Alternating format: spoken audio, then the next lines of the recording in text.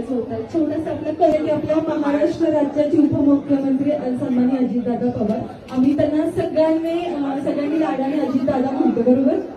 तुम्ही त्यांना घरी काय हाक मारता? खूप वर्षापासून प्रत्येकाच्या मनात पडलेला प्रश्न आहे, बरोबर ना? ऐकायचंय का तुम्हाला? तरी पण आम्ही दादाच म्हणतो, कारण काय सगळे दादा म्हणतात आणि आता लग्नाला 40 वर्ष झाली. ठीक आहे, धन्यवाद.